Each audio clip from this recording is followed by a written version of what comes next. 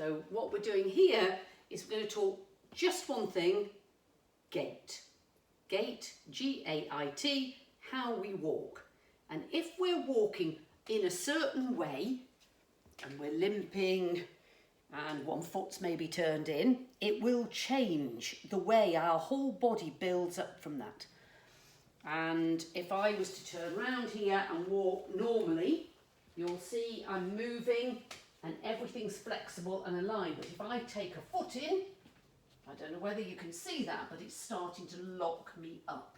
And an awful lot of people are walking in a very locked up way, which is having effects on their knees and their hips. And what they're doing in sort of rehab now, well, I have been doing it for quite a few years, is getting people to be on a walking machine walking backwards.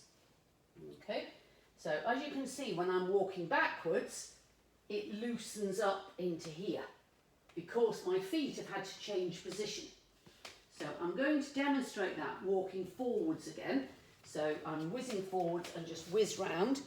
As I'm walking forwards, I might be walking like this, and you'll see the effect it's had. This is not being put on, but this is the impact if you do walk with your feet at the wrong angles for you.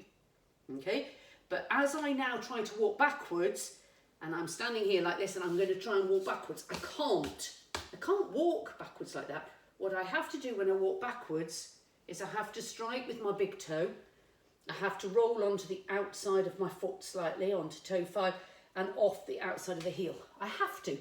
That's correct biomechanics, but we've kind of forgotten that with the wrong shoes, holding on to slippers where we're gripping with our toes and so on. And your quick way to rehab is in front of a mirror at home, walk towards the mirror, see how you're walking, close your eyes, walk backwards. And you will find you walk backwards probably very differently from the way you walk forwards, but you start to get to know which angle your feet for you should be at.